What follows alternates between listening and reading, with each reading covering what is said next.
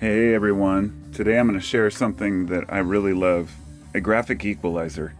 It's not for everyone. I guess this would be for stereo people only. About a week and a half ago I made a video about this Sansui QRX 5500A. It's an amazing amplifier. It's got a lot of different, the early version of surround sound, which is basically just,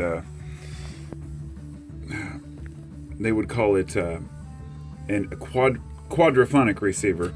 So it's a great receiver, has all the inputs you could possibly want. But yesterday I went and picked this up from a storage space score that our niece came across, and this is a cool graphic equalizer, and I had to share it. Now, I tried to get the best lighting I possibly could. I don't usually use these because they do color the sound or change the sound. So I'll show you where I'm going from here. So turn the volume up a little. With no equalizer, this is what it sounds like. And it's hard to tell because it's a phone I'm recording on. Turn this back on. You can pick up more bass, more treble. It's pretty obvious. So here's the cool thing. I mean, it's a very simple unit. On the back, it's got a few different inputs. It's got the tape 1 and tape 2, record and play, and then a line in and out, and a secondary accessory plug. But I've seen a lot of these things. It's got your basic, record in and out, whatever tape you're going to record to. It's got this little, let's see if I can zoom in right here. Your input, your recording input, whether you're recording or playing. Then over here, your tape selector, B, A, or line in, which is what I have. I keep getting shocked on this thing. There must be a short circuit.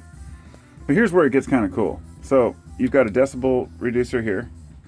As I already showed you, this one makes it flat or turns these on. And by the way, these lights, as are reported, if they do go out, they go out like a string of Christmas lights.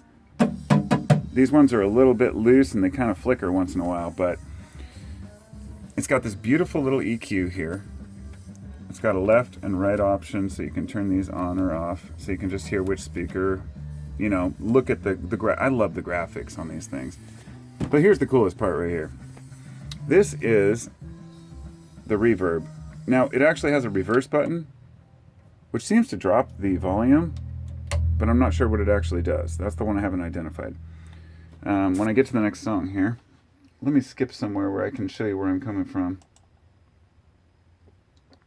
I'm playing my old band, so I don't get any copyright strikes here. And for some reason, it just doesn't want to play. All right, here we go. All right. So here's just playing standard music. Now, here's what happens when you push this button. This is something that most people will not use for standard music because it damages the music or colors the music. It's called reverb. But listen to the difference. Turn that on.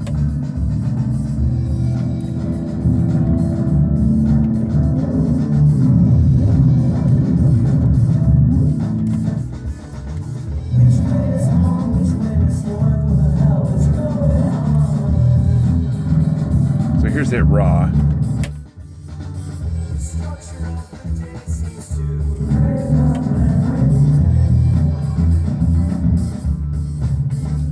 Pretty cool.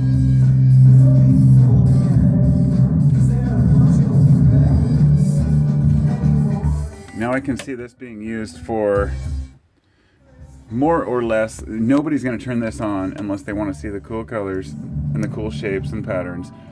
But honestly, most people won't use this for music. But I thought this might be extremely fun for playing instruments, playing guitar or bass through.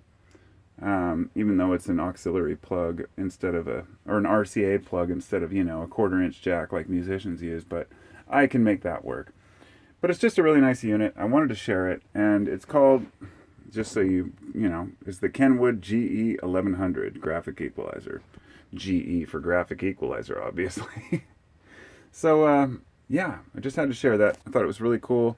At first I was like, I hate equalizers. They always give me problems. One side goes out or the lights go out. But just having that cool equalizer, I just love the lights. I'm a sucker for lights when it comes to stereos. It's just so cool. So, yeah, just wanted to share that. And I'm sure somebody will come across it who has one in the future and says, ah, somebody else has one. So have a good one, and I'll talk to you all next time. Have a great day, or great night, a great election night.